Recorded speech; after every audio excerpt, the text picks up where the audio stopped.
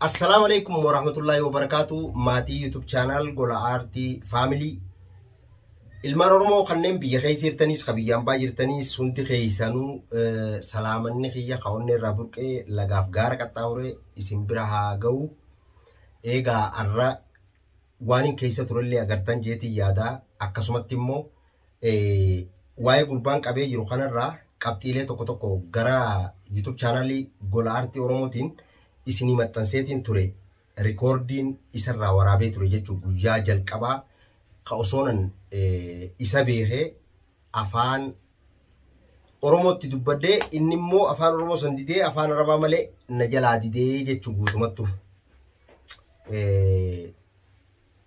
ammaayamanii amma immoo akkuma nutis biyya tana keessa irru beeytee sabni biraatis Amaarrillee ni jira, Tigreellee ni jirti. Sabni Afrikaa tana keessatti argamu hundi ni jiran jechuudha. Akkasumatti saboonni Eeshiyaa tana keessa jiran Hindii, Baangilaadesh namoota adda addaa jira. Akkasitti inni na shawwaduu barbaadee jechuudha fakkeenyaaf.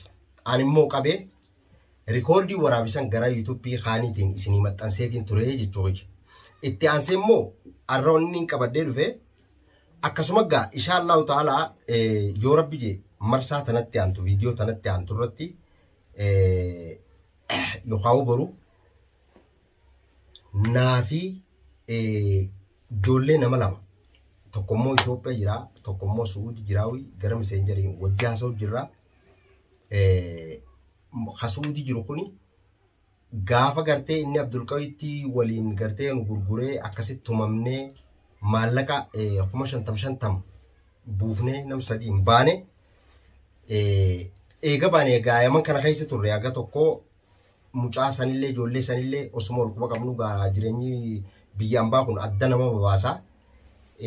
Asuma keessatti illee adda adda babaanee eega waggaa tokkoof walakkaa akkas ta'ee booda mucaan sunillee nama isaatiitu gara Suudii kana ture. Achirraa namni fuudhee Suudii dhaqee jechuun garuma meseenjerii wal dubbisuu turre lakkoofsa bilbilaallee isarraa fuudheetiin jira. Yoo Rabbi jemmoo boru isa bilbileetiin ragaa isarra baasaa jechuun namichaan amma qabee harkaa qabu kanarratti ani ragaa rabbaafnaan amma tuttuqaan jiru isiniif hima. Ani dhiyoo tana gartee halkan inni dubbii maal goggoonaan gartee zaamaatti godhee ammallee ijoolleen takka tana bira jirtus kaatee dhodhooyte malee amma duran tu'ine dhugumaan isin hima. Nagaa nyaatee dhugu jira haa hidhaa jiraatu haa kurfaa xiqqaa keessa jiraatu bakka ciisan taane haa jiraatu malee. Garuu namni tokko beeytee nama miidhu amma tokkoffaa duraa irratti afaan Oromoo kadide san eega gartee an qabe yookaan manaan itti qabe sanirraa jalqabee hanga ammaatti afaan Arabaa haasawaan jira haasawaan jiru afaan Oromoo dubbachaa jira jechuudha.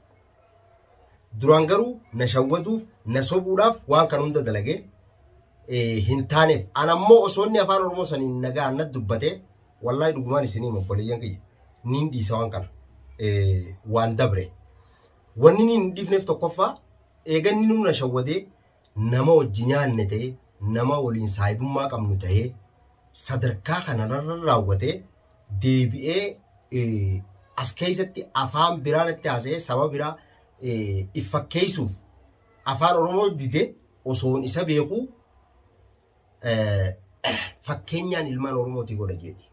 Fakkeenya warroottan gartee amma taariba nama oofanii ijoollee Oromoo miidhanii maallaqa irraa buusan kanaafiin fakkeenya isa godha jeetiin kaniin jalaanafin jala dhukkaa'ee qabee namicha kana hidhe jechuudha.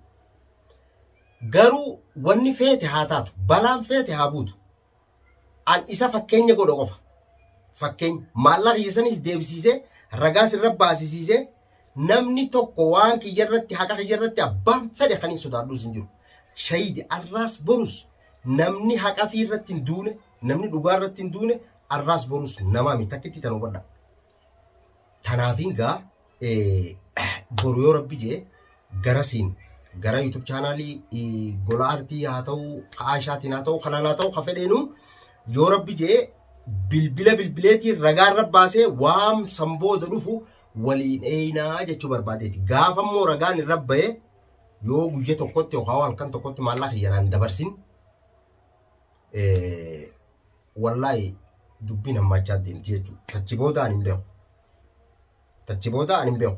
Maaliif jettee hojjetan warroonni tokko tokko as keessatti amma bilbilaniiti Khaalidoo fa bilbilanii numaa dhaadatan. Khaalidoo bilbilanii dhadhaadatanii aboo maallaqa isinii kanninaati eeysa jirtan maarre kanaa miti hisaabni ilmi namaa kan wal fahamuu danda'u. Akkaawuntiidha. Nasruunis akkasumatti akkaawuntii qaba. Biyyaas yoo ta'e asiis yoo ta'e. Lakkoofsa akkaawuntii san nuu kannaa jeniituma lakkoofsa akkaawuntii fudhatanii yoo erguu barbaadan erguudha malee waajjira poolisii dhaynee akkas goonee Nasruu barbaanna. Poolisii miti waan fedhan. Poolisii miti waan fedhan yoo fidan Nasruun nama if duuba deebi'u. Poolisii sanis yoo ta'e isaan itti hidhaa naqan. Namichumaan qabe kanaan itti hidhaa naqan. Maaliif yoo jettan ragaa baay'een itti qaba. Akka inni taariba dalagu akka inni namni taariba dalagu jechuun bar nama gurguru. Naa isin hima. Taariba jechuun fakkeenya namni karaa beekee haqa isaas irraa fudhatee tumoo karaa san si oofee si geessee rakkoota kan qabu. Garuu gaafa nama biraas si gurguratee fi maallaqa fudhatee suma kana akka horiitti si gurgurate rakkoodha. Lammaffaa yoo waliigaltee qabaattan waliigaltee irra waliigaltanii waliin deemu jirtan san yoo ati hanqisuu baattee innilleen waliigaltee san hanqisuu baate yookaan hir'isuu baate waliigaltee san rakkoon ilma namaa kana ittiin dhuftu. Yeruma jalqabaa namni nama fuudhee bakka takka nama geessulleen walumaa galatti wanni sirraa barbaadamu hagana.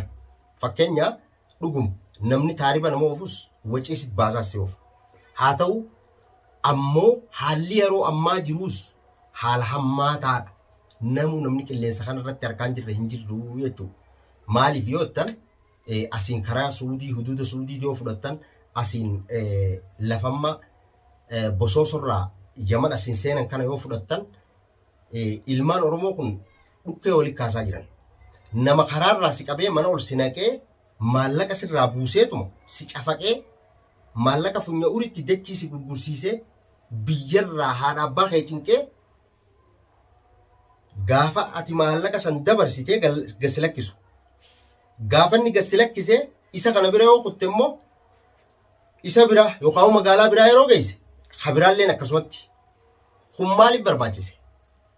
Awwaan kanaafi gurbaa kana fakkeenyaan godhaa jee wanni feetee haa taatu qiyaamaan feetee isaa taatu poolisii mi'aati poolisiitti isaa dhuftu isaanuma kanaan hidhan naqan. Isaanuma kana waan fedhellee yoo ta'e haqaaturraa ana malee cubbuun irra naantu jechuudha. Kanaafuu baabboleeyyan kiyya inshaallahu ta'ala akkumaan jalqaba isinitti hime boru yoo rabbi jee aragaan jiru gara Suudiitiis haa ta'u gara biyyaatiis haa ta'u isiniin dhageessisaa isallee as kaayitiin abbaan ragaan rabbaamuu hatticha kana jechuudha. Gurra isaa gubbatti ragaan rabbaasee isin dhageessisaa isinilleen kan murtii kannuu dandeessan achi booda. Tanaaf gaabboleeyyan kiyyaarraa wanni inni qabadhee dhufee ragaan Nasruun qopheeffate yookaan ragaan ijoolleen inni gaafsa waliin nu oofe akka jirtuu fi akkaan isaanii wal quba qabuu fi akkaan isaan dubbisaa jiru isinitti himuu fi viidiyoo kanallee qabadhee dhufe hanga viidiyoo biraa viidiyootti aantu wal agarru. Assalaamu alaikum warahmatullaahi wabarakaatu.